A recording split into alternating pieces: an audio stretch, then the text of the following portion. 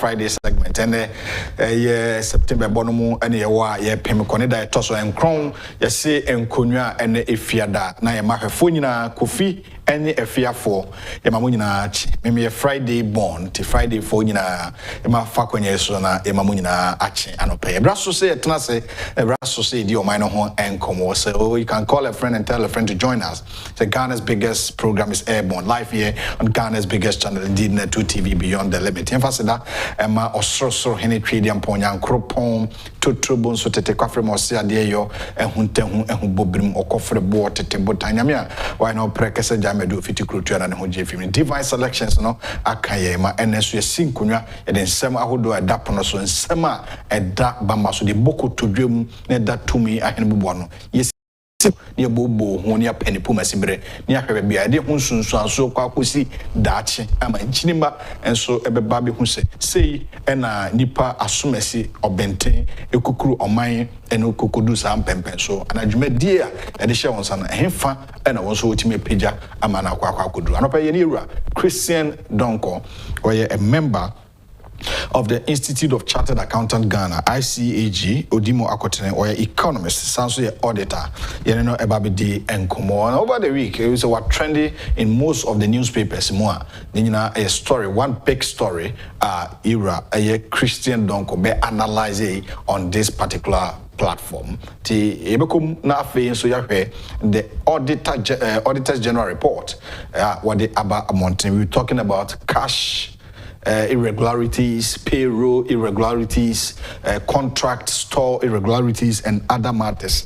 Now, procurement breaches no ya capture in the report. No, say ya can be bisa esika ya di or ye numo. And now say and also we'll go deeper into that at the Emon Seminar at the Abril on the 2 television. You can join us on our social media pages, especially on YouTube at Net 2 TV GH. Na for our drink for how na yakin canning at the moment or hene entry buisi akumyensem chunia menje bribe menje ademudi ansana my mejuma tidame de bomb hosa for hene say menje bribe me already so ameka motive so meka. Now, a very sad story coming from the world. We are seeing Ingresi or hima Adan Benkumso, Queen Elizabeth II, or that Nibenkumso, and Osha and Ingresi aye butu. Now, and I mean, we know, I did bakwa SCO England, and it's a Nyankonton Rainbow no. Ebitoya according to report at BBC ni CNN for kan wasam de dende ma me no palace na chi Birmingham Palace ahemfi na chi pe rainbow atoto in fact afayie say yes odupon bi atutu ma me no pay dues to the good people of England in patam why na famu de Ingresi hima I na famu de ti won so afamu de be na we and a sad story back when so pure Ghana you know baba spirit menim say woni no ono so ada no benkum so na eya baba ono nyame enko.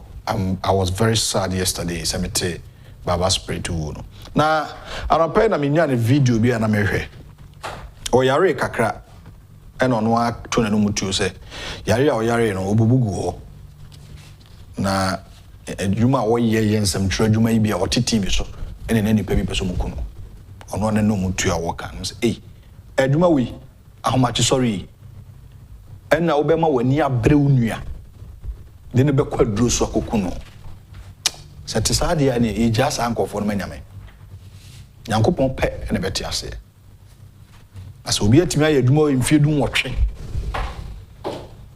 na oguso pem ko na 18 years minu abaye so be man ani abre na uma woni abre ne say you don't have anything to say uma woni abre no say sabeti hey uma woni abre me say ubetimi a atwuma no ni di so obi ye bi na obi nso aba nso beko na obi aba sa pepepe mumi nyai sa adwenbone media adwuma ne omo hwe ye muntimi nka media adwuma edu tu adwuma bia tu dro ba ye media adwuma yi ensem tro adwuma ye tu adro si bia enti wan pe ba bia mfa ho anhye wan pe obotan bia antwene me twene asafo awrade me nko malam so da nko ji kuku bia da me bone kra me ye kra me hu me ho anu na masa akobosom ho se bosom e ma machi do India insu atom insu na yiri enipa da sani na kofa ne bosom no se insu e fa bosom to bosom no so osom no entimi antam ono emfiri ho ono mum na kukuru bosom no abu asom abosom abu ayesom. It doesn't make sense. Me som asafo rade twedi ampon amede me ho twene na me mpon ti adwuma wei se wuti no ati ni ya ensem sisim se na adwuma bia ensem sisim no ba ye de ne de ana no ode eni bre bone ni nu akoso na otwe ne san ba bia ho efia wa ba bia wo ho asori dem ko eto duru asori dem ma eto duru na me hu bi da ni nyina ye ono pe akonya betena ono pe akonya abaye dwumadi no enu so o pray dey edru so a management will bring you sebra baye oni ni panisi dey pre ho umehwe bibi ni wiase no ye mfa nko ba bia backbiting and twitwa awadwuma bia mu ye fie ha awa ha menkan yabon bia awa nenti twitwa hey why say hey mum ye ne pam ne free show no so wo be bia emese men twantro me kansem no se netie cause eno ena yame ade asoma me baba spirit na me fa currency the queen of the dialogue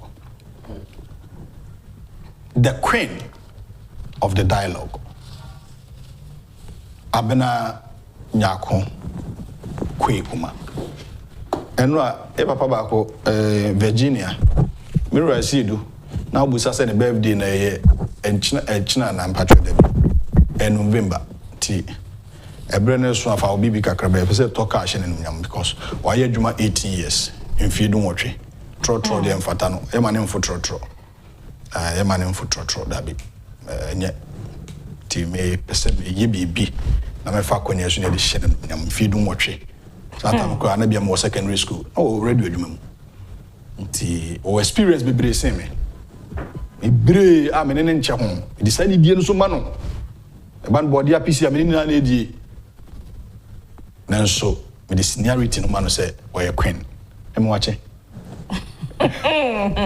na no Queen Elizabeth ya wo ya na say die there be o ye dialogue queen the Queen Elizabeth so in Ghana the dialogue na two television ya queen yo ya queen no yo now you 18 years no kasa na me manye yo there be eno die me so da yi na metimi kan wo me so da ya meka ene woni da ya papa dia so Uni da ya papa dia so me so da ya meka but now no Mr. Fair be hwehwe but now Kumasi da ben last week no Kumasi na me Kumasi me ba ene safi no aba anope obehwe wo nti offer clothing eno atimi atum no efe o shirt ni e kama emu da ho nti Mr. Fair of fair clothing e de me ana mpam ma de metri aka ntimi mu obi e on Ghana for nya you permanent tradition ni pa no nya omodi nya advertisement monya de offer clothing our Reese Hotel Ashalbuchi Road Reese Hotel Ashalbuchi Road the na be hu offer clothing with child design come up ona ma me ho afa anopai ohwemo the dialogue do mediation different was 0242 117725 0242 117725 non pamata de nim nsa no afa ne number so da form nti be Mr. Fair ene wadwuma efo adwuma de mo mrantie bi wo ho a young guys be watch mo adwuma no mo pamade kama pa ho ya friend gina hoje okwantade no apempa mi kura so sa ho osusu na eyeya obetwitwa ho aye ne kama ade ahye wo anopai ye manache arawo sam na abai English hima Other form. Yeah. And what else on the Oh, we are not on say na earlier no na nkrofo kra speculating on social media na dey say we woni ade awe dey minim say satan nyina no awu ba na omunya nya ontimi meka cause we hwe BBC a na fe omu theme ni nyina no adane black ne sane man bad na omu ka che say the royal family ni nyina movie cause Scotland ho ba bi otie no and all that until say official statement ne baaye no and na ye nyina ye hu say English abrochire hima 96 years dey o wine is what be. Oh, we put the almost of course, because celebration. Yeah, na 96 day. Nyankopon aye bia ma. The next na kunya no 26. No, 25. 25 years, yes. Odia kunya 71. Where dia che? The longest monarch in the whole world.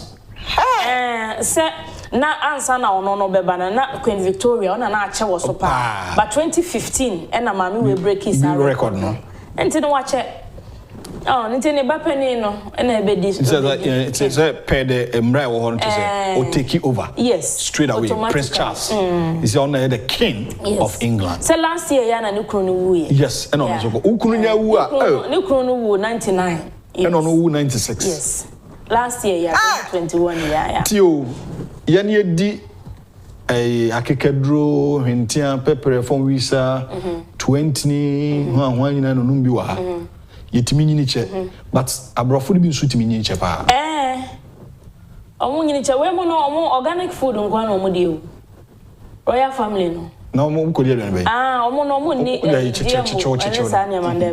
sika wo fi sika wo fi akola nso no we no to mo say and no na omo kan no omo say she died peacefully yeah sanka Nyankopon hye ye mu no sa na wo senka ye wo wan owo no na wo senka ye na fe mrantie ne maba wa moja no sa na de ana ha dwene let's say no say ana ha dwene pa na menka secret ba konchire wo opani mi le kan so pese onyini cha enwi obi ho adwen bone yeah enhwe obi nantin entu obi adru enye kunsum bia enye ho takra wo jem the book of Proverbs okay kan ye wo se wo pese onyini cha wa brabo mu dia do onua se wo ho se ye be wie se ye wi akodi apisi wo kira wo na yakotwa potonsu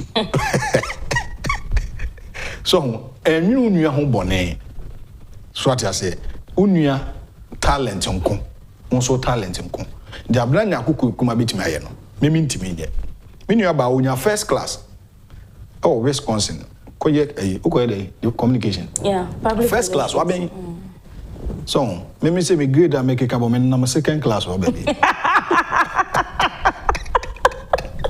me kan no krele say that yes adam tio me fa se munsi me na second class wa ben first class wa babesia so enti de obetimi aye no me ntimi nye de me so metimi aye no ono so ntimi nye Mr. Finn or MCR me ko dina me ni din no atapo no me say ahanso mo bodja so ha na say me mi anyo ma bi wo aboso mu that o mi an o de wato so me ntimi nye camera yi focus na beso si yeso camera me camera me ni onim white balance and boy there onim zoom in onim tilt na juma no onim panning ne dia ene wasua ana say you go school say sir ana mo manye media production no dabi so me development communication defcom okay defcom but ye friend saying media production nti ye show camera ni nyina techniques no panning tilting is an oh yeah minti ho hwe ye de sua I see nti ye shada call production house ekoko sua sene a omo ye we no mo say that ye call okay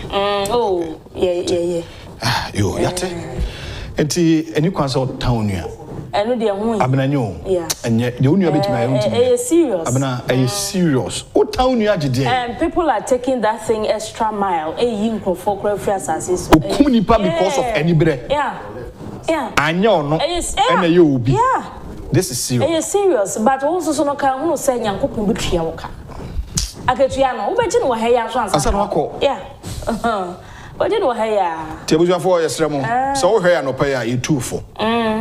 e two for futu kese en tan unuya de unuya betimi ya untimi nye ye kwa sorry dem a so e obi obotwene etwe no untimi mo wotonyum atonyum na sensembo na ye nwode a ensembo ye talent obi wa ogina dan chi a otimi bo ne nsem say aduma chede na e wo bible no yankopon se egu ahodo why na talent ni nyina ye de ni nyina ma no dan fo mo bia fa mani pa ba akofo ebi wo ho no mo kra no a age se wosu na sa skani na o tu kwan a o de talent ma o ma we numum adentina on fa mani pa ba o ma we bi ma obi na se aduma obia ne die na friend saying nipadua no akwa ne nyina wa adwuma eye na ma nipadua ne di mu enti said ye wano ye very important wani ye important so na won so ye important enti se wo group bi mu ana se wo adwuma bi mu na wo di dwuma bi a wo ye important nipa na otwa kama no nso ye important nipa ko na osori ahomache be clean ha na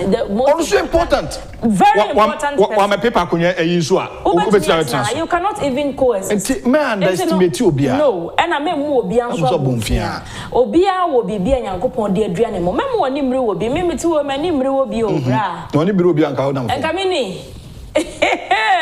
enti me mo woni mre wo bi nia nipa kro no ye no se obetumi abon pa ya na so obetumi abon ho mode no ye bia that is fine but ontumi nya you can't kill yourself onso obetumi aye bibia nipa kro no nye me de bia me ka se wo so se me me so ni sha chen that is it so adentina ye pray ho ebi pa beti ebi pemfu ebi pedie wo ebi papisi ebi nkontrom mo aso ebi nkontrom mo so cause we ebi pe sabi abrebia ene ebi pa confirm aya ho ebi pe abekwai ebi pe gatenkwan ebi pe die hu ebi nso pe kwen ina talent hey oh why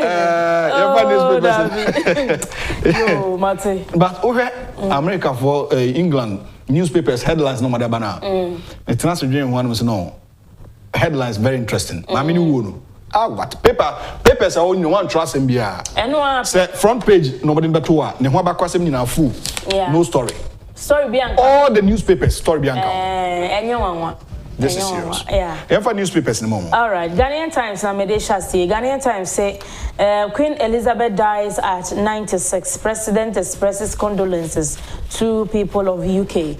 5 Chinese in police grip over missing Elembele excavators. 7.9 million Ghanaians can't read nor write. GSS reports 7,000 Ghanaians. 7.9 million. Millions? Yes. Ghanaians? Yes. 7.9. They cannot read nor write.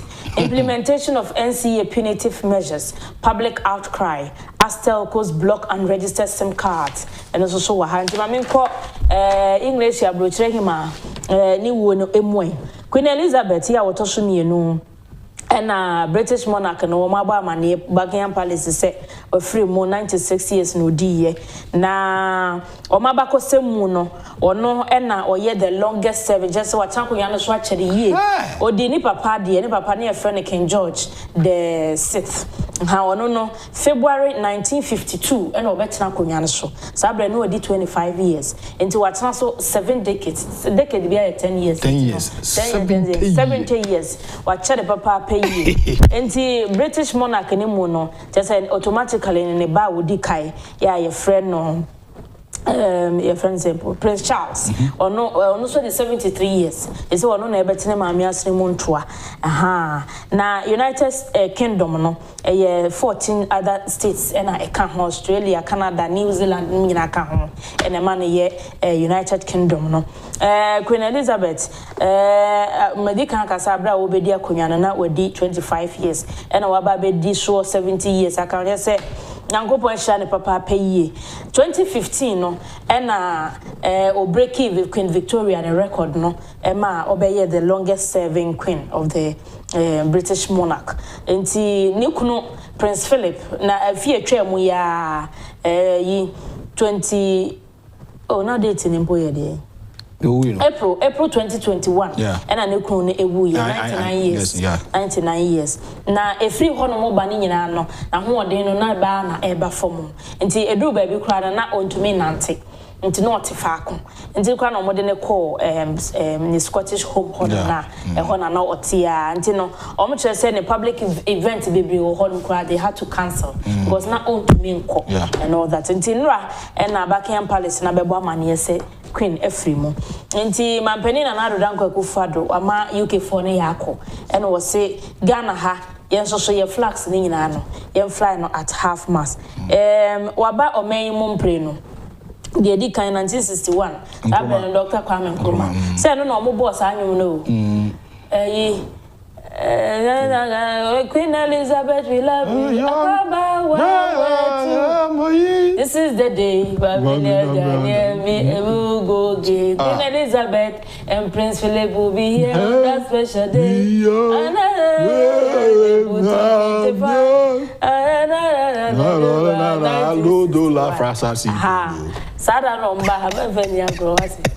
Sada no ni Nkrumah 1961 Kwame Nkrumah and watching in 1999 President Jerry John Rawlings celebration so oba o menimo yes into Wabaga na 2 times na papa no so be dey agura so so anyi 73 ono dey won need the crack ese omo dey wo so omo cha dey but ono no dey 73 dey but omo dey ya no omo change no we no so no di akonya no 25-26 Elizabeth 25-26 ono dey wa chere so wa che no so no a fresh woman lady pana no papa na Ghana no yeah what o hwe eno na me hwe videos ni bi yeah na ne ho fe pa ye na onyini ye mpo a wodi 96 hwe ne ho fe nti no na pearls na egu ni komu na enye pearls ketewa o agudi o pearls and obi send message about say Elizabeth the can nyina ye but ono e wo ne ba association oba na golden spoon she na no dada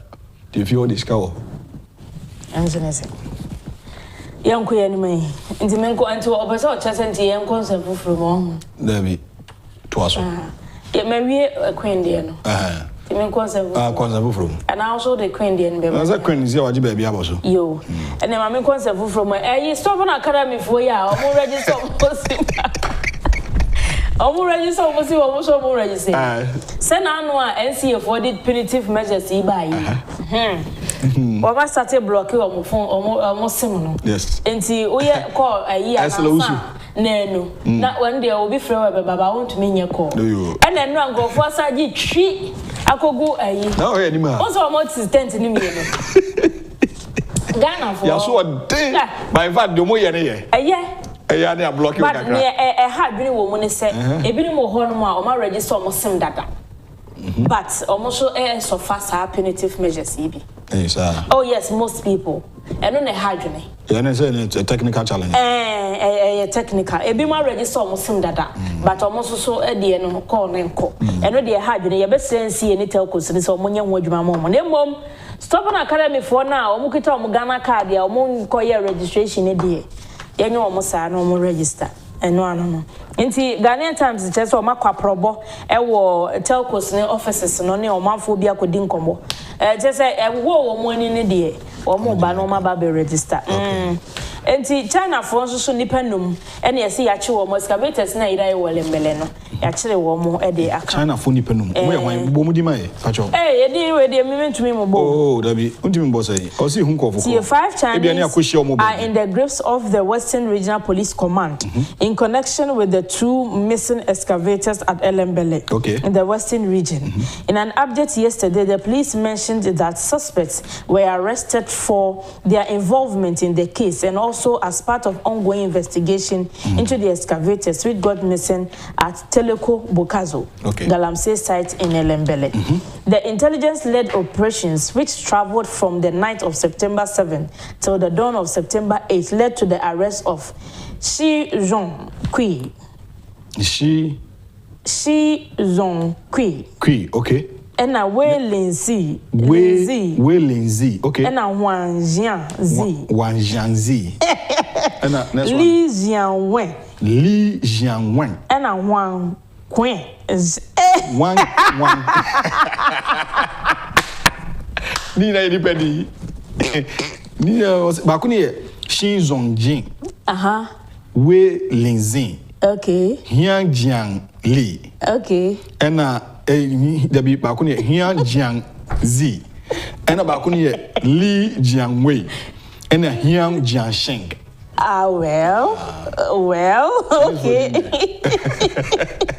Into a money at you, or Baba Kona, Memon, and Memon, and Jobali way. Kind of who,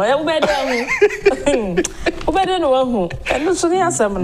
And see, and no one some, and no Belle excavators, not some a very serious issue. Yeah. Mammy call page 15. Yeah. Page 15, a Ghana Statistical Service, or more day a survey be about on John Moche say 7.9 million Ghanaians can neither write nor read. Line to me, any panya, and she will be account a cut across 7.9 million. Serious. To mean, to mean, as part of World Illiteracy Day, no more day we buy. I almost say survey be a woman and say 7.9 Ghana for 7.9 million. Omunima can come when much 31 million. Yeah, and you're very bad. Yes, yeah, rating was rope. And until a free SHS new here. Okay. Okay, Yanko back page. Transport Minister urges ECOWAS to reduce road fatalities. And on our UPSA inaugurates hostel to house 1,584 students. UPSA, they are doing something good. Yeah, I will say a bomb about. The Daily Statement: World leaders mourn Queen Elizabeth II. National Fitness Day tomorrow. Ablakwa exposed again. Propagandist MP advised to minimize penchant for propaganda, and NCA warns late SIM registrants. And Okuja Tabla Kwasan and was a control. And Penia continue. Story. Yes. And see, Ira, a year Eugene, and a day 1 year day. Abreno. To the Bocata, the Daily Statement, Cratafa told me no diaba. Echina, Ghana, a year, BBF National Fitness Day. I was say Trinity Yapo. Now, who says force for any promote to Ghana, you won't do. You fence your exercise here. Exercise there. To the Daily Statement, there, I don't know. The Chronicle and Amede Ghana China Friendship Association petitions AG over stone mining coin saga. Okujato goofs again over usage of presidential jet. Stubborn Academy feels heat of SIM card block. What the hell? Chronicle for Chronicle for Chronicle for Kube. Stubborn Academy feels heat of SIM card block. Yes, Omodi block nation. Upon Nkrumah rights, touring Ghana with President akufo-addo. Article be a was open once and now. Okay, can be. Entino Honorable Okudia to black one. I know ya mampeni call Rotterdam and also call Francis. Say France and call my. Yeah. Oh, they are better to just say, on my catch say, Falcon 900 now, 9,000, presidential jet, and yet you maintain to me in Kobe, and so I'm saying, I'm penny call France, and no more coin already, say, pay. I had a propaganda in M1. Mampeni jet, you say Air Force of one vessel. Or see, or more fly Echo France, not a tester Air Force of 1 year. Mampeni in Pamphor Mokoi will be on transfer plane in a coin. Entino sa propaganda no aboku je to abraka woni MP ultra trop MP MP audia trop oh enye fine enye obi a wo hye me na utwa trop atro ne doso enti Stubborn Academy for no so na say yes o mo ho akire wo mo yi o say o mo Ghana card nso o mo register o mo SIM card na e from sa enti na say ya NCA sanctions yaba o ye call 3 days 2 days untumi nye call no afi o ma sign akọ back so mo kwa register o mo SIM card na akọ san line e wo ho elembele DC say ya man police inquiry bill bonzoke ya man police inquiry bill eno so ewo krata yi emu. All right. Yeah. Daily Guide. NDC bewitching NPP VIP 8 and end of an era. Queen Elizabeth is dead. Mahama goes bonkers again on IMF. And 5 Chinese arrested over Elembele Galamsey excavators. And the Queen Elizabeth now economic advisor and spokesperson vice president. Gideon, Dr. Gideon Boagon says the main objective of the NDC is to create difficulties for the government and tap into concerns of economic challenges for vote. The NDC for air per no. Ono no so de Mahama de say asem da yanka the Enko Gosibia, Tifa, we na. New Weekend Crusading Guide, and also dear Bay or see touring Ghana with President Akufo-addo. And I will call you upon article. No, yeah, no, Pebia can kind. Oh, the article, okay. Eugene debunks Okudiato's wild claim, says North Tongue MP should minimize his penchant for engaging in propaganda regarding the presidential jet. Queen Elizabeth II rides into sunset. Buckingham Palace announces. Intino stories what the New Crusading Guide money. Any na da. Abrochre hima Queen Elizabeth were free mo and niaka. Yeah. Daily Graphic, President, world leaders mourn the Queen. Ghana flag flies at half-mast, 7 days.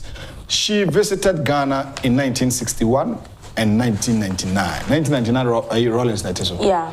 And the longest serving monarch, 70 years on the throne. Or the Abantiu side, I will say, born on 21st April 1926 in Mayfair, London, as Elizabeth Alexandra Mary Windsor, okay? Now, and the parent here, King of the United Kingdom, King George VI, and Queen Elizabeth I. Oware, a year Prince Philip, Duke of Edinburgh, on November 20th, 1947, at Westminster Abbey. And also, I was here. You didn't see Akunyaso on 2nd June 1953, Oma and 9, Charles, Anne, Edward, and Andrew. And also, I was here. Or they by no 8 September 2022. Back page of Daily Graphic. Okay. Hey, Katane Konwa no whatever you. I see. As a Lucille Super Cup to test Carter's readiness today. Yati. Every Queen Elizabeth Yamano Moni Juma. Obabeshom. Yeah. Abana no yankonto bi to palace na chiwo. Me no moa. Almost bi ache. Oh, okay. No na me hwe BBC ni ada. Almost say no bi ache pa, but at the moment you say maame ni wu na anche bia na palace na chi. Sa yankonto no appeal. Timi say maame no aye na fam de. Yeah. Na me gidi say 96 years. Yante no wasem boni bia say dream kata hihye proye. Wow. Wow. No, you may now say, and yet, Ghana, he need a yakocho man, so as a day. Dabi, what do you Now, Carl, and you're ready so that I Ghana did to go back home this year. I couldn't back, what say, when okay, and young who do obedient. Ghana Hini, and young who do Babusia way, Babusia Penny didn't to Mamuka, Baby Dizzy, who be the popular request. I will say China for the Sabu woman view. Boy. My main kind message is as an wako na champion de Ziga. International. Yeah. Or say hey, message. Okay. First segment of the message is na kind. Joel from Pong. Or say it's live and clear. Watching you from Sotium. Joel, edifi Sotium no deba. Loveless, Owusu Asante. So why ne Michiamo or the free UK. Doris and Chroma. I say good morning. Why and Sister Abena. Greetings from UK. I say Abena, you are on top of issues. The whole country, the Commonwealth, and the world are all saddened by the death of her Royal Majesty, Queen Elizabeth II. May her soul rest in perfect peace. Samuel Kelly, say good morning, Ni Owahene and Mabena. Those in the royal family have no stress. They came into the world with golden spoon already in their mouth, but it is God who make kings, no hatred. Jacob Sam, Papa de Free, Italy. I say, good morning to you and Stabana. I say, that is the truth. Don't think anything bad against your brother. As the Bible says, love one another. You people are fantastic. Good work done. God bless you. The Abataudios mentioned. I say, good morning, Owahin and Lady Abuna. I greet the two of you from London. Also, our great queen is no more. Cynthia Donkor. Also, Kujato can only do that in Ghana, not in UK here. Santrono Ujano. Also, he will be forced to resign. We'll try and try to do. Sister Evelyn appeared to I mean, I say greetings. I say greetings to you and the queen of the dialogue show. You guys are looking great. I say, deep any. Mama heard a man come to Trema. I say, I swear, you look fresh, pa. Yeah, that's it. Nana Ekwemo Boateng so Edeba say, good morning, a very special birthday to Fawas. Amasamai. Enjoy all the blessings that your new age has for you. Anna Ekwemo Boateng, aka Dr. Bawumia, is coming. But there are a lot of messages here about the first segment of the show. And the Amonti. So far, so good. Yeah. And we saw better tonight, you may know so. Secret of health. Nyame aduma. Baba spread, only say. Oh, Baba. And then a general platform so ye MC bebre kwa. What to say? Oh yeah, nipa bia o brain of wasi. Ojo.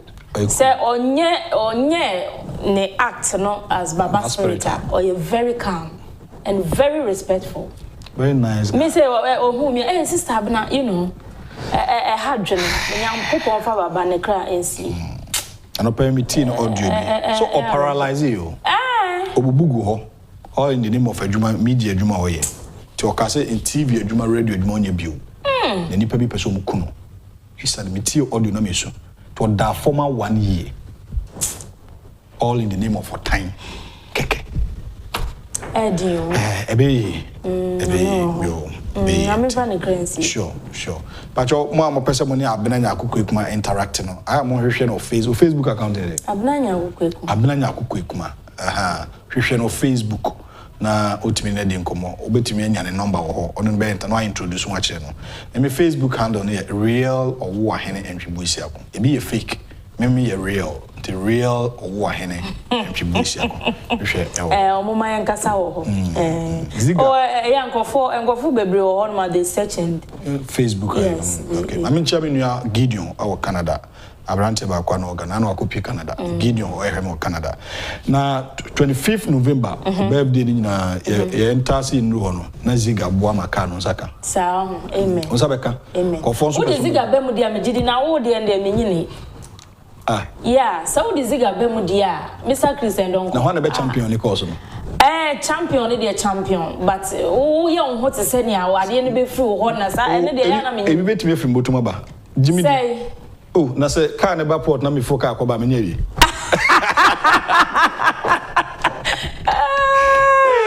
Already we container ni na tuba. The wire dey. O say nti egusu abompaye. Bibia be fine. Nti kokoto aso. Abenanya akukọ ekuma na otene nka me di e de owo ahene entwi buisi akọ. E ma mu nyina chense ma join you ha say na me de mo fidie no ato the dialogue jumedi and our Ghana's biggest and most highly respected political, social and current affairs talk show so and Oshay. You can also join us on our social media pages, especially on YouTube at Net2TV GH. On YouTube at Net2TV GH. Oko YouTube also you can join us na audio messages aba na yajibre akikan ede among. JK Industries and Investments Limited. JK Industries and Investments Limited. High quality stationery products. High quality stationery products. Don't choose from any other shop, but rather go to JK Stationery. About papers, A4, A3 papers. I'm gonna deal in high quality ones. Aside that, a more product be a Unauthorized products, Unauthorized pens, pencil cases, crayons, mathematical sets, and customized exercise books or JK stationery. From 0540-125-999. Pick the number on your screen now, you're interacting. And at 0593-811-088. Now, you're money. The Honorable Kennedy Agyapong, a group chairman of Agyapong, na be Adwuma enya be nipa honorable bi nyuma ma nipa bebreye adaro manete ya ni sika ne bre sika no de kokura fidie sia oye obi a oyadoye oye obi a oboa ehiafo oye MP e wa Sen Central atena kunya no so from the year 2000 abisi ne the Honorable Kennedy Agyapong group chairman, yeah, papa, 2024 or pressure by flag bearer of the new patriotic party. Inshallah, yeah, bohom by the day. What drew Comfort Teaching Hospital, Cancer Treatment Center, I want to know in Aquacodro. Now, more him fidi into Yini Botomiska over $20,000. Sini can fanko. Into here also more cry the best was Wacoboy and feeding out to Tono on point to me. That is the truth. The account details in that screen as well. Also, share brochia, donate TBB, and I can have a Bibica Cabra ADB and I account bank, no, and account name Oman FM flood victims. Oman FM flood victims. Now, account number no 113100005341001. Branch name Adina. And I feel most of our person we Mumu 0542 869979 0542 869979 Kenneth Techi Agyapong Kenneth Techi Agyapong any dia owo. They were Christian Donkor Financial Friday segment over the week. I woman week from Monday at the Eba. What trended in various newspapers is about the story of La Bianca and Sama. People tried to paint the company black, where Mr. Donkor stood up to say he's an unofficial CEO of the company. So you do a thorough analysis and research to come out with findings. Now, and Auditors General report and so in some room, they say the payroll irregularities, cash irregularities, procurement irregularities, and other matters. Then, what is in it? It seems like the Auditor General report, it painted the picture which is a abam penny for Ediska. Now, in your financial expert, or nobody bre, now you go deeper into that. Now you are saying material. Now, my start to say, in the Pebia Bomutim, I've been born and on person go Ghana for Inuma. And be showing pictures and videos. You were Christian Donkor and Sama and then so or Edema Ashefonti. Stay tuned and for video and to baby. And I was say so choose over others. And if you're non some friend, confirm Busha Penny, on friend auntie, and one and I say, you were Christian Donkor, Asanso, Atnasi. Champion the Ziga man. Them watching. Oh, I hear me also. You have a yes, I'm one all. And you have one day. Papa Ziga. Queen Elizabeth, new way now. Me say, Ukakakra. I say, Mimi mother no the Elizabeth. Okay. Elizabeth and the Elizabeth Donkor. Okay. And what they have to Obano. And I have intimidated to me, Bano. And I feel no mamma say the once a mother ne royal name ye Mbiriba. Miriba. Fiano Mabo, Anoma, Ejana one. Okay. Mbiriba. Okay. Mbiriba no necessary. Ohima. Wow. And also Elizabeth Mbiriba Donkor. Okay. Mother. Okay. And I into a cassia de Nibatu Mahaman or Elizabeth Miribano. And I know my son here, young for Queen. Instead of Miribano, and the young for Queen is in the Queen Elizabeth Miriba Donkor. Wow. And now, Mamma, your dear Colano, to know a friend. Come where dinner Queen. Oh, no, the Miribans will say no. I said, the Coco be a champion about Coco. May her soul rest in perfect peace. And Tina, Meninum to Forno. A yarding on say, Sika and to mean to be our Sika to mean Tongue, Sika bet to me at Tongue. Now, we are talking about pounds. This guy there. Say, commit me the 5,000 years. Sika to be Tongue. Every year you'll be renewed. And I'm king. And I saw caught Nessican Giamanaba. No, I could change Uncle Ponka. No, Saba. No, Azaba. Oh, she. We are say. And he said, oh, Uncle. For a Sidama Neoma. So what I see. In ticket me cool be a Juma. Me yes say, who are you? I'll kill you. And oh, their neighbor bought on my hair cobra sante. In semi, I know catching cophobia would jubilee house. Special bomb, you know, once and all the other mood to think of from, we should be careful. The Jubilee House, you will not sit there forever. To be honest, on town forever, that we are the head. NDC time na akaba ko bi ne friend no ayi we say no nya executive secretary no na me say on hwe ne stand dogwe Hoy kokoti awe no he so the same thing what the media for we your post to say na ka say the presidency ni ye dey ahye ne sakra o humble no mo twa no sitting no mo twa ho ya o hye nkofo cars se ene nkofo import te say ne e o hye kala wele enti omufa wenye yi se sika ntumi ntonkwa opa se nkofo container season nyina na wo de o hye na fa gu botom every week and every month in your system million what fa we den wo beko down adias me andi kan fan na sekase ma honorable Ken group chair for group chairman yeah papa yes yeah papa for this station na yenchia the CEO Madam so Stella. Madam Stella yeah ye chairman nyankopon ma wonka wa hwefo so ye de nchia kase ahwefo de ya nchio mo ham ni be chia ahwefo de me ni omu agrokra o be no and like their support very good because omonya bi wa no or number no afrew to be no 2 honest no just efe to be honest ahwefo no be ye no course a ubenya yeah ni encourage ebo ma baso pa in fact yeah do mazo me am sister Monica so achimda so chi achimda force omonya kwan ntem ne be hwe league amu achire ejedu wo ayi kumase ejedu so chi na papa bi ono so your fan pa your friend Safu Agyapong na owo ne babo bi na o say ne fan ba ko pa ye honorable Ken ohini Agyapong fortunately enough to ono so di Agyapong da enti ne ba no atu ne Agyapong wow ne into not honorable Ken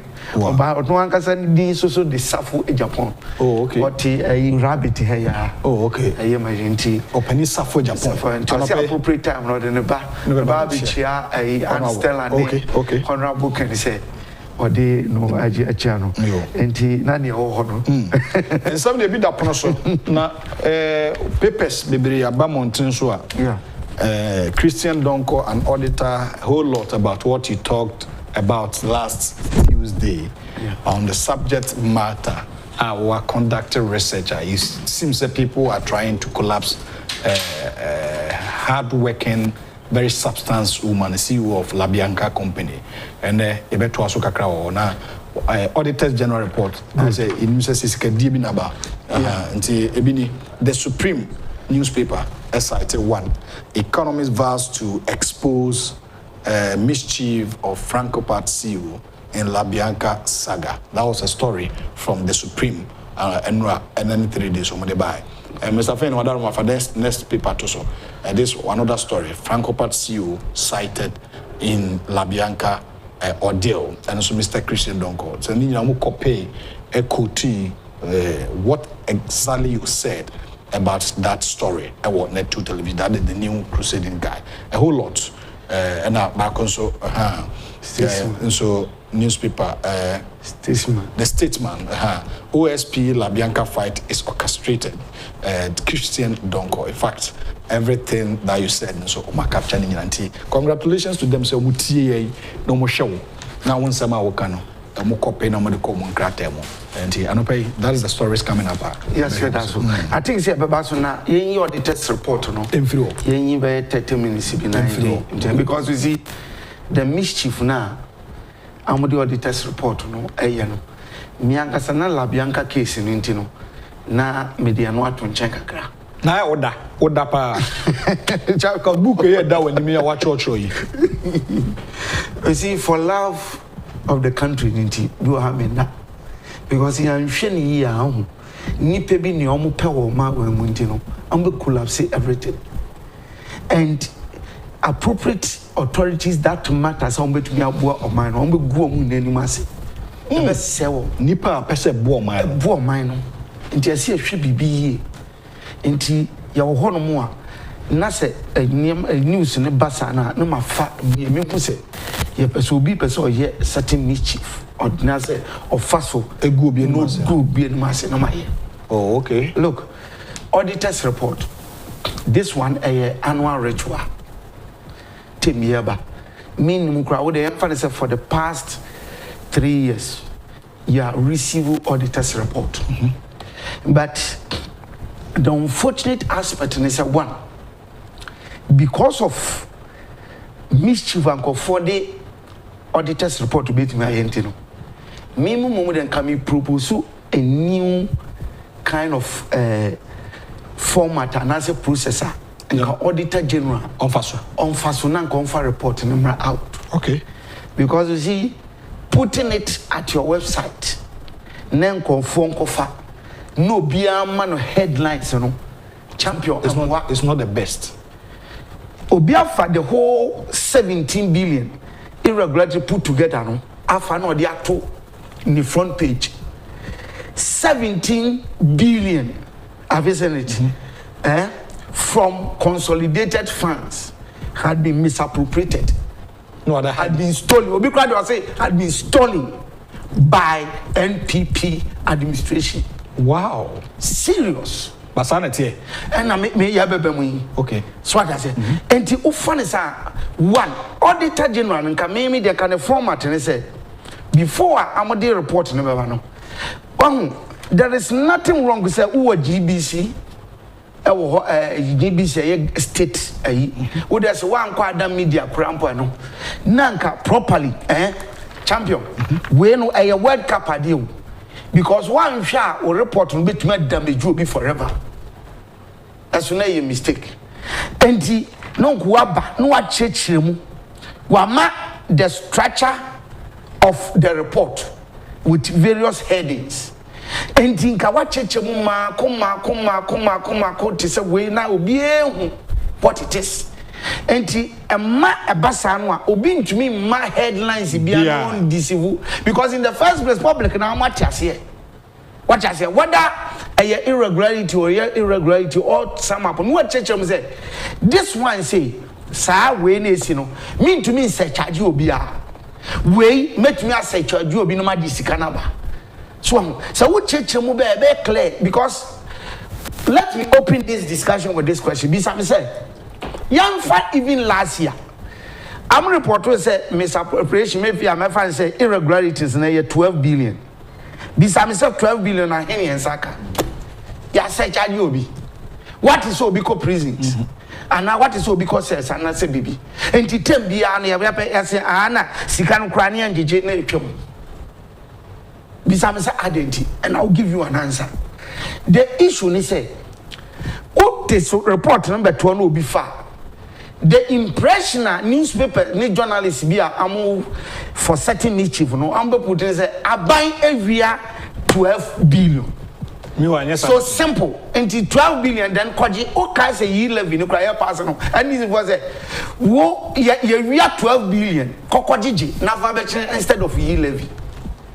But detail nankasane ba unse entisa. Oh, okay. Look, if you take 2015, Mamin Chow, 2 things a pay and make it almost 11 billion out of this.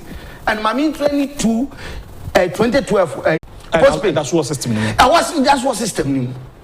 Enti ebinu wa awon use electricity so awon de ka individual. Sansi kani na ya put it together. And ye dey account to electricity for account to say omo ye debt sin kofu e deka and you put it together with some loan bia a staff agigi ni ade eno no ye see it from salary as at that time me entity ebinu and you put two debtors omo dey electricity ka ni ade together who put to a 10 billion out of the 17 billion no say sika obi ade gungun and the auditor general yes, and look, Usha and Wabu Hanu, and even the debtors, or break here, or see being a forest power to say electricity and a power ya Toma man and for okay, and your womb, and a local sales power. My family say Ghana. I'm use postpaid, Okay. Bebre use electricity, so I'm deka. Upa kwa jim for 4 bill. Obi there and I'm 25,000. Obi there 30,000 on TI. Company be a day chere me on. Na ni postpaid, or the cap almost 100,000. And when we now put together, no, and or the other as outstanding debts and recovery, and quite 10 billion.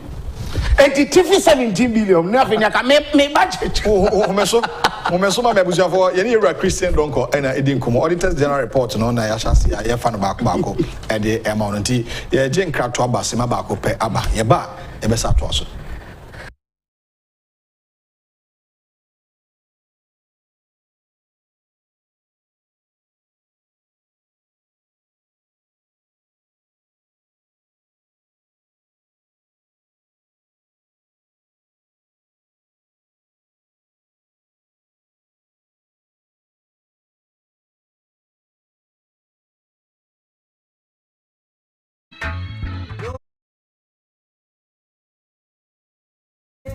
Hey, Agyapong there. So now you are not Ayibia.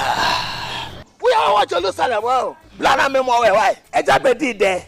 Edrone any. We are Spanish garlic mixture. Ebuama moje die fu sane ewo ni pedie ni mu yi. Collect. Afi so esa so bua em obi okasa pampan ewo ni trim. Obi anakoma bo ni peli. Obi a Johnson tentem. Obi a na ase atatai. Afi so obi asrade adoko no ni pedie enane ni nyina. Collect.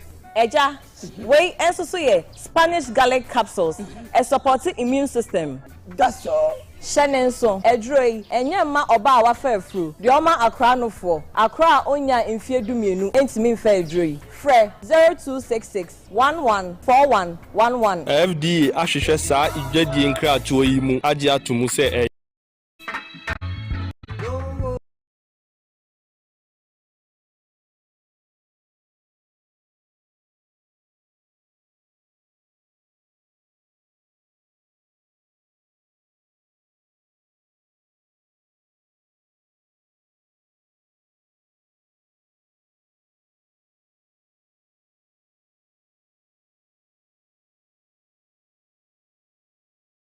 Welcome back. This is the Financials Friday segment on the Dialogue Show with Christian Donkor. Midi at the Owa Hene entry Buisia Kona, Auditors General Report as at 31st December 2021.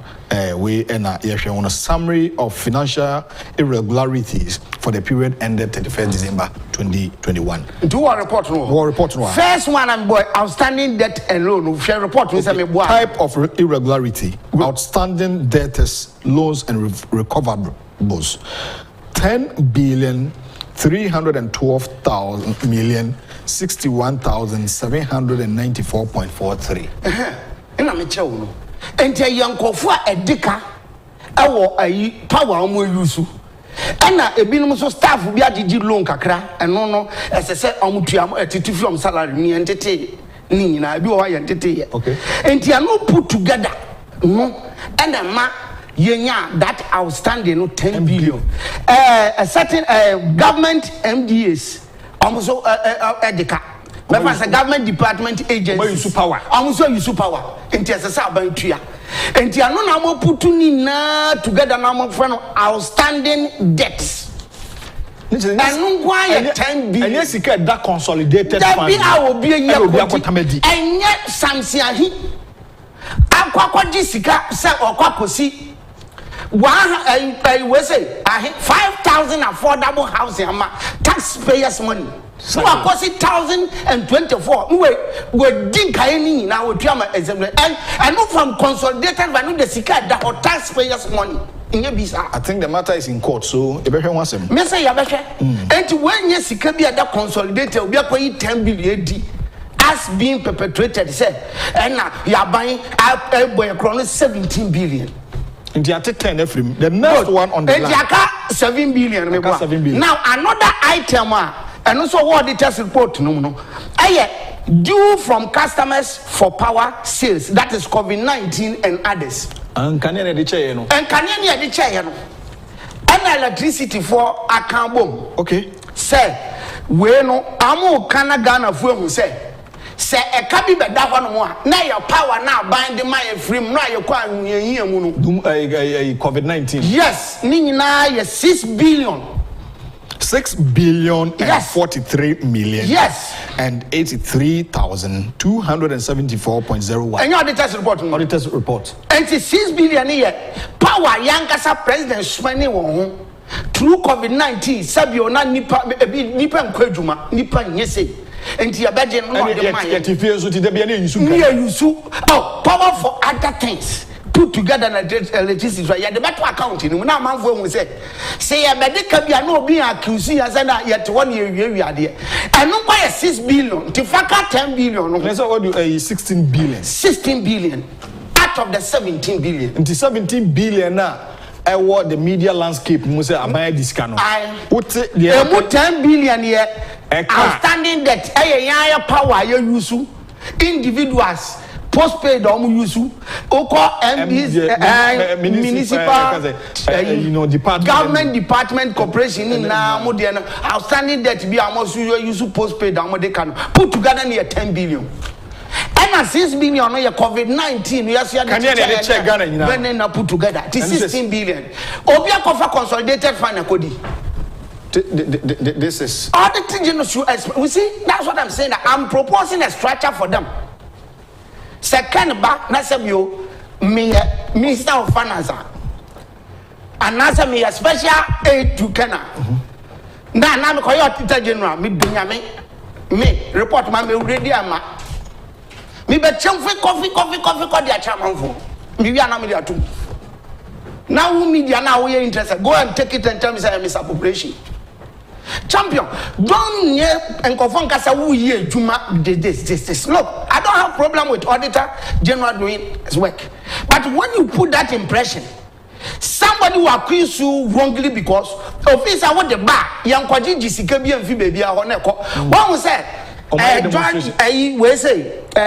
Joy FM, Samson, in your new file. Wasn't as a court to say. What when the headline? Yeah. Auditor General is what? Doing BBB. Is going contrary to the law with surcharges. Me was story no mama. Surcharges and disallowances. I say surcharge and disallowances. It is clear the Auditor General is committing a high crime. Good, because what the abattoir said 7.4 billion. Irregularity 17 and you are no news file now at what to brofu one file report name read it or no yes say 17 billion yeah there yeah such you obia and disallow into Auditor General go contrary to the court. Meanwhile who read the way can you not make that having attempt to enter into the court and park your car what you say and omunina agenda on person with the disgraced president and simple. Nanka who on to brofo who review news file. I want to brofo for report we read it. One of someone to brofo. Be some say outstanding debt. No, I have power and comfort the canon. I quite best so and on say charging president and now will be hand area electricity employee ben areas I see. I think say Auditor General should also come out. Yes. To say they're okay. The recommendation outstanding that they say the authorities should do well to collect to collect those monies. No. Okay. To collect them. The recommendation. The recommendation. Okay. One can say authorities should surcharge employees for what misappropriating this money and I say for stealing this money. Okay. What does one can be visa? Or say authority making sure says those and comfort the customers near the NGG. That's all. And him for the SA charges near that. COVID-19, you know, walk up on our one also you should be. And he also something I say about you dear because also you should free water. And also 6 billion. And to me, no penny 16 billion. Now let's go ahead. Cash irregularities. I don't know extra say. And also what they buy. Cash irregularities na extra say. And only budget overrun. Oh, okay. This year be a budget overrun. Then I will come once a month. And also to say be a nadmonum. Any other agencies, you know. A bit more I'm overspending on budget. But I know any misappropriation because sometimes I make say event you may need more than your budget. So you go and spend beyond your budget. But the appropriate thing is say You Sikana was spending over no. The question is, did you pass through the correct process? Once Auditor General and the process and everyone say you pass through the correct process, then there is no cause for alarm. Oh, I see. And to me, Uncle say Chadio Bia. And then I make us for example a piety. Say my friend say not before I say no mkoye. And now one budget, no munim sa piety, a bomb will be see what my year. And it's almost spending 1 million by all means they will go contrary to their budget. Okay. And no, and the question is, I'm going to pass it through board approval and once you see that there is no cause, but I can understand the Auditor General the BMU because always if your someone say you try to stay within your budget. Okay. That's all. Don't go overboard. And it's something this one you can't say charge anybody. Go and read it well. An amount require 505 million 800,397. Very good. Budget overrun. But remember, as I will see, Auditor General, budget have 2 legs. A revenue side and an expenses side. Okay. Revenue be I want to say yes, CD revenue. Yes. Now you receive your revenue, your budget they are not your own because your budget is you may receive this from electricity corporation and now from port duties and your budget you may receive 2 billion.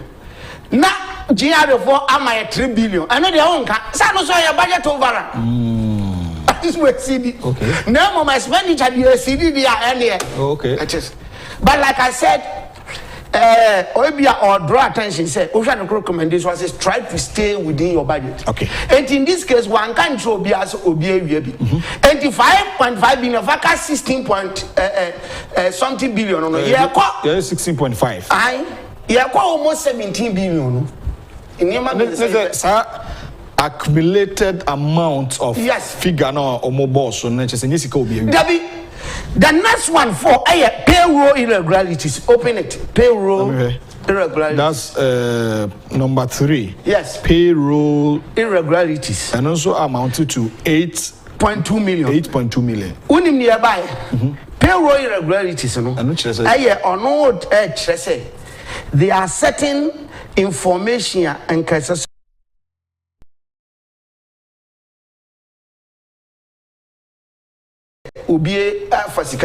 Okay. But or say no every payroll irregularities for not keeping proper records. And 2, but could be out of the 8.2 million, another 9.2 million or say a GBC for Director General and or sake employees be and making mistake into called judgment date.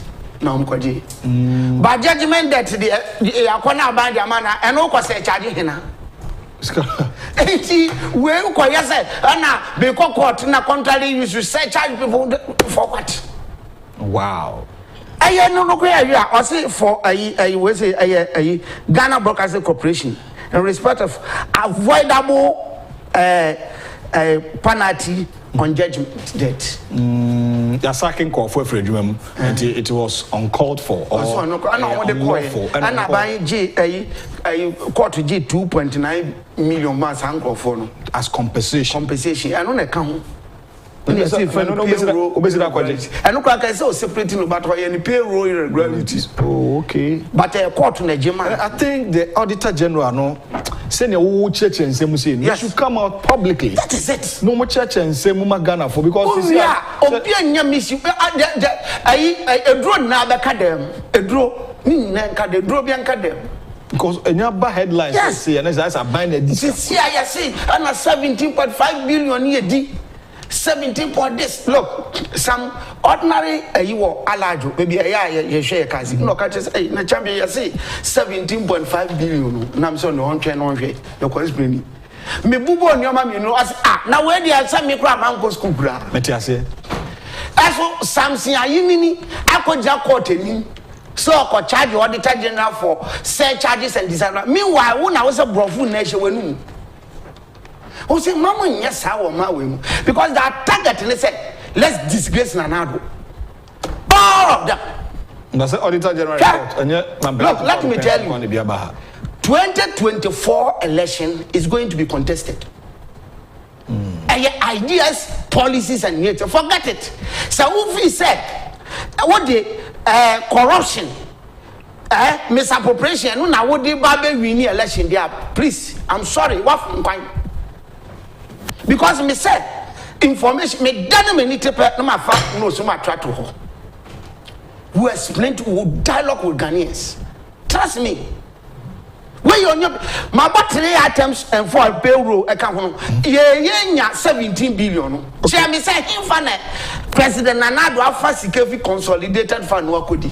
Area payroll, you got procurement irregularities. Procurement irregularities amount near saying. And also 306,769,261.45. Look, I don't know say arising as a result of non-compliance of provisions in the procurement law. Oh, okay. That is PPA. Okay. Once a government sector, there are certain payment and I say here. So we will make here a PPA, certain procedures. Okay. But sometimes, my mentor, if you are the situation becomes so emergency. Sometimes the processes you need to truncate it a bit.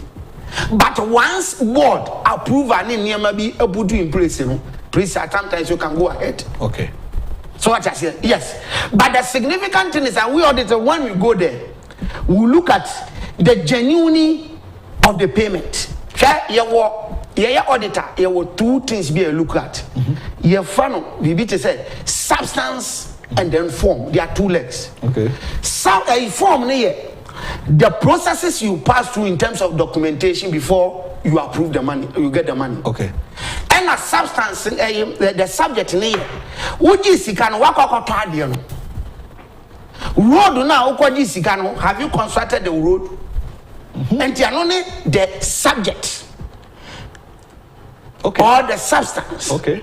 But the form no yet.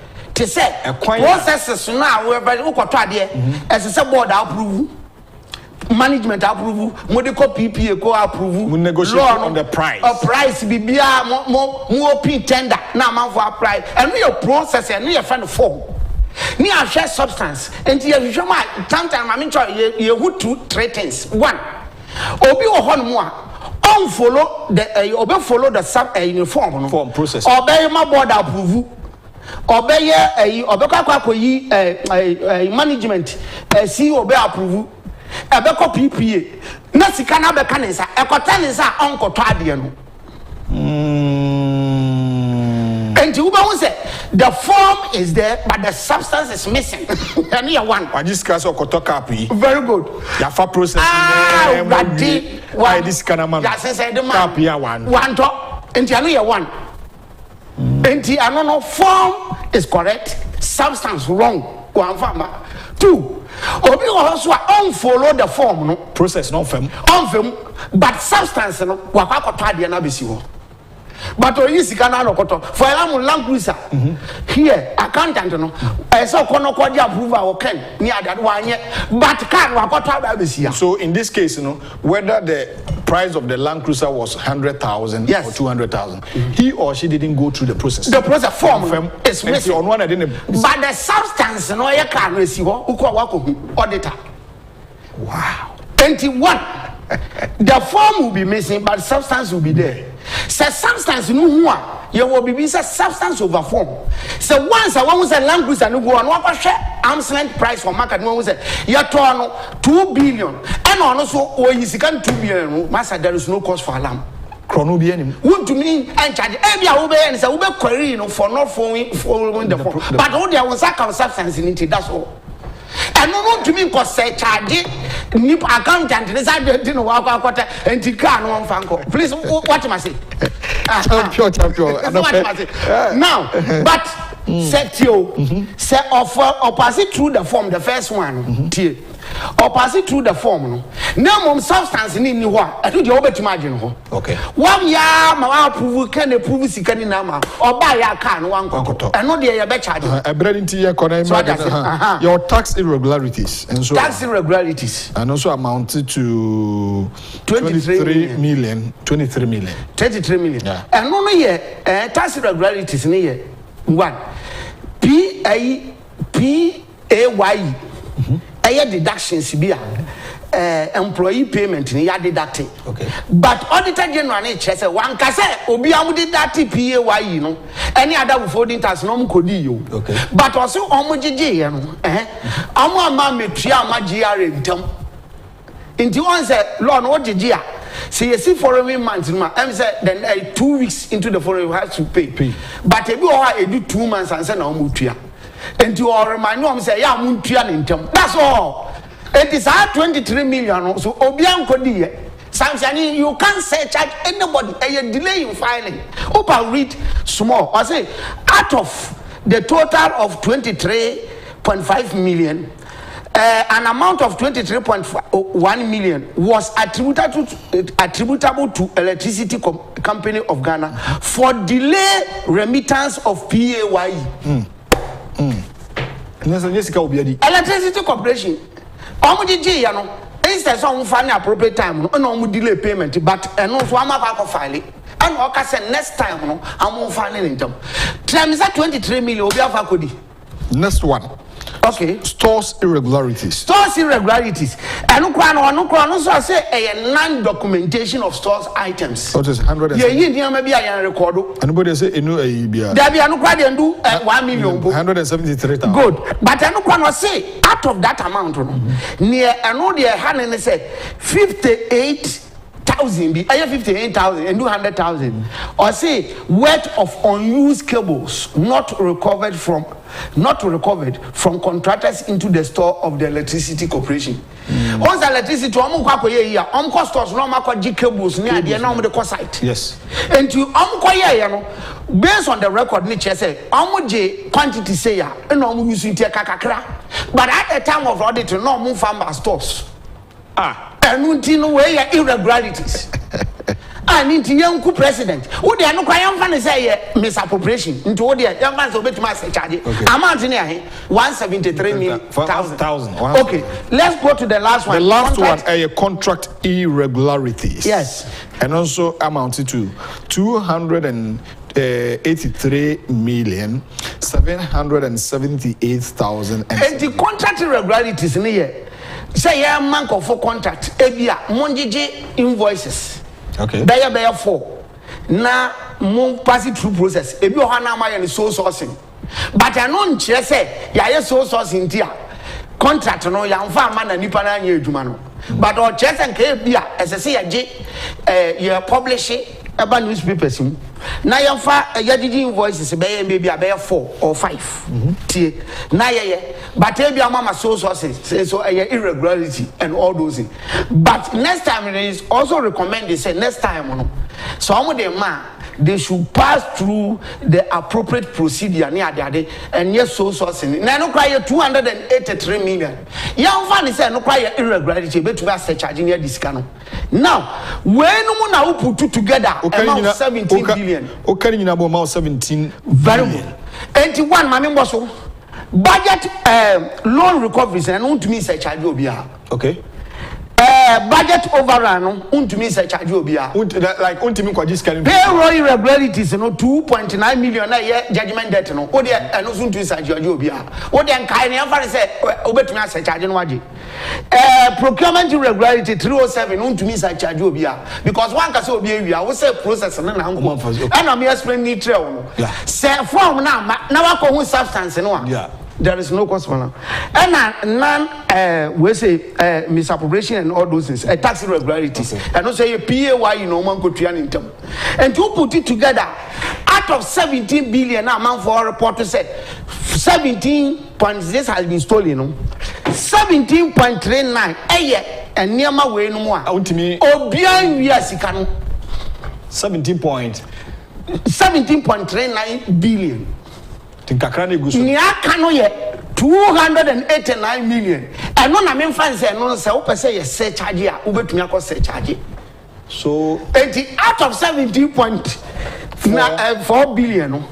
Emu 17.39 billion untumi nje enfre eye account of 40 electricity for baka kodije we nu na mo ya me no kra ka ho me na me ka che you should light free nti am ko ka je nti obi anwi aye yam fa ni say payroll irregularities no out of the 8 million no won say 2.9 years judgment debt yam fa ni say 5.2 million no aye kofo awia and stores irregularities and also yam fa say 173 ni na stores no and no sin kofo awia and contract irregularities 283 3 million no into kabomu a sika auditor general ebia obetuma say charge 289 million per endu 1 billion ewie observer financial expert Christian Donkor waji brache chensem ni nemo. So in this case a whole lot of headlines, 17.4 billion cash stolen. It seems like they under the able leadership of Nana Addo Dankwa Akufo-Addo Discan.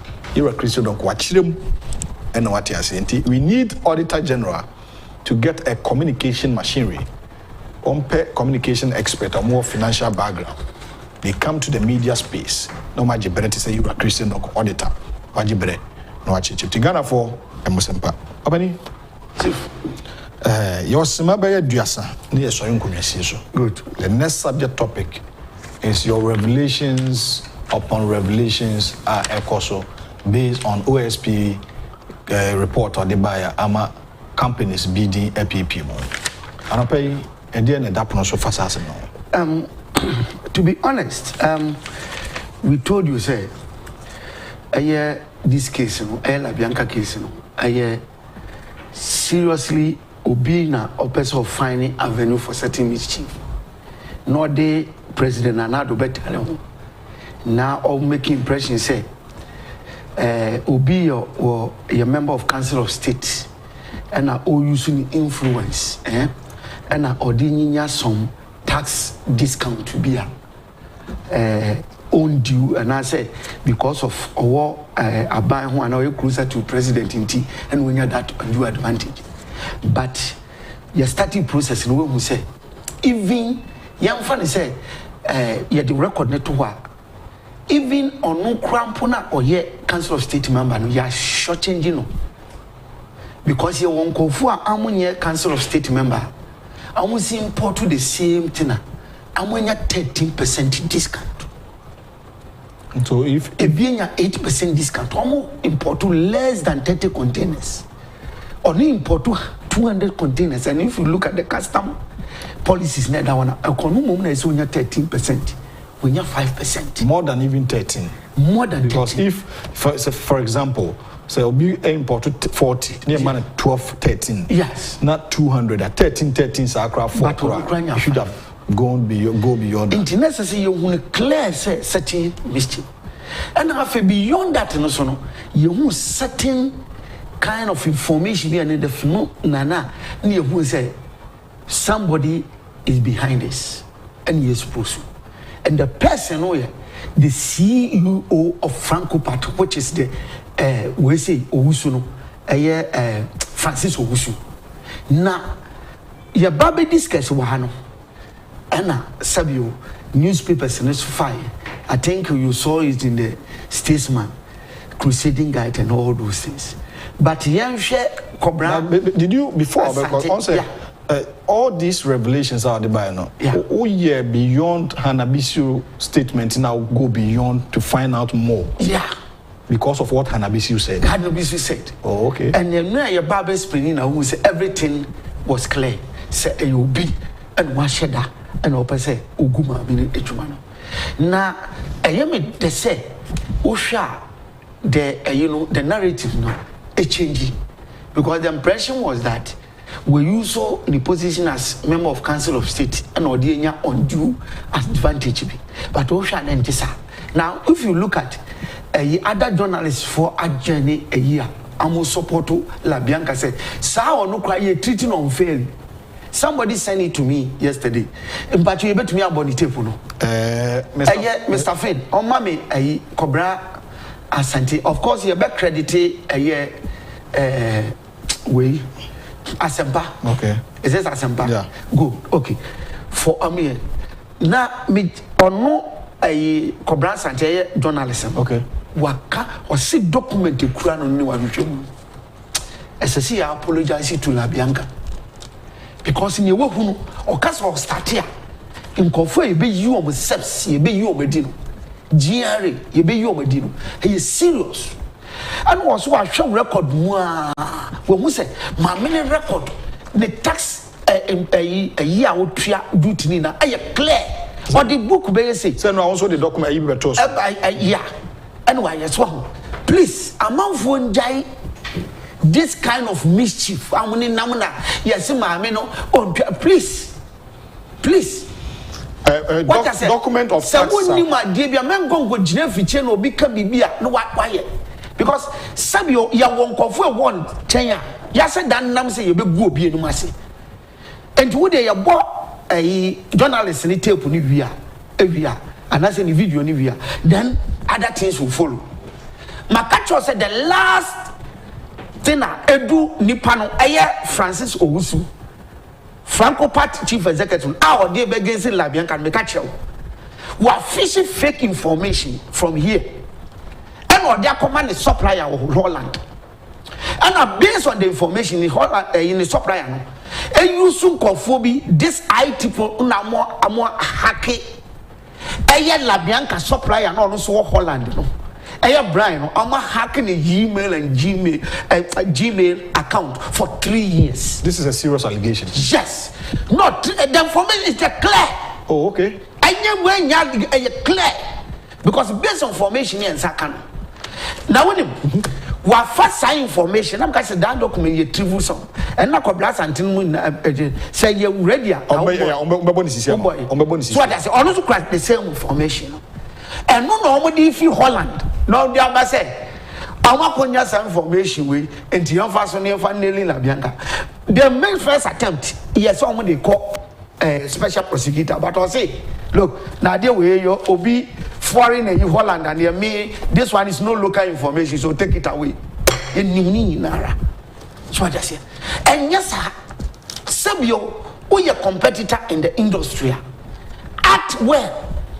Nyanko pon esi hene emfasa adwene hye wutrim na nse obi adwuma enkofo nya daily bread because of adwuma omonya wala Bianca so person who ya go to the woman's place why from am here this document go there na ko be say mami ya te say we dey produce o tax na nka wo so twetwa mu anka some fa no mama record what I say but you don't sit somewhere get any information at all. And I had a busy be exposed to what is it? I open wire clear to downgrade and collapse the business. That's okay. But I am in the say the you know, Osha baby, I'm planning each step on the way beyond I'm exposed to. First, they started with Yoko. Yoko go no, I'm the command, I'm the fake information, sir. Or if you want to say, Mammy no share the containers here, I'm in Otra duty. And no Pamu. Then the Amogadanko phobia in Uncle Jubilee House. So Muko who president, me bonko for now group no. Amuko Yakoka, Jiko Chatroni and president. Also one or Tamadima security agencies no Mushu. Self record Amudi Bay na Ayadamon, Amu produce record Nina, none about Otrani duty. Within 7 months in this year, my military duty 121 million. At the government. Employee, we are more than 10 million employees. Salary. Ghanaians are offer more Juma. Yes. PAY deduction over 1.something million. Osha a year Senate contribution and a tax over Nina put together. So if all these documents were clear and you show just all these things to government there, then why the Hey, kuka. I don't know. All right. Now, yenko ti Mr. Fena Daroma. Yenti era inua Penny Kwabena Sante. They are also in connection to the Mr. Donkor Kawaya from Yenti video Mercia.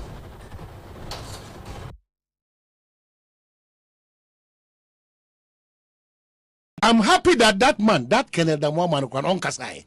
Because Kasape, Jubilee House, earthquake, GRE, earthquake, customs, earthquake. They know themselves. They know themselves. Milking this country. Oh, they know my what's that document, right? No matter the one man, he cast on the jail for how many documents you. They don't even know. I'm taking my time. No matter what's that document, and I tell you, now companies apply for sa. Aha. Your friend La Bianca Mameno Crano valuation. La Bianca Mameno. She has been treated unfairly. So La Bianca Mameno because you apply for whatever. Yeah. What the companies are apply for so deal we know. Me say the chain is another matter because no afedo obi a so di nukre. It will be at the nukre sema and here sem e de ba. Na me hwehwe sa Kenel Damwano because I saw kasa. He has been treated unfairly. Go to me some Ghana. Emma Ghana and Chow Kabia Biasa. Esa Obiara born by once is alive. Charlie. People have a certain power. Be omufi so mudo mu wiase omudia. Ebetwam. Wo be ba betrefie. Wo be free Jubilee House. Now that she say nya da jana wakinkan e cheni ani nyina. He said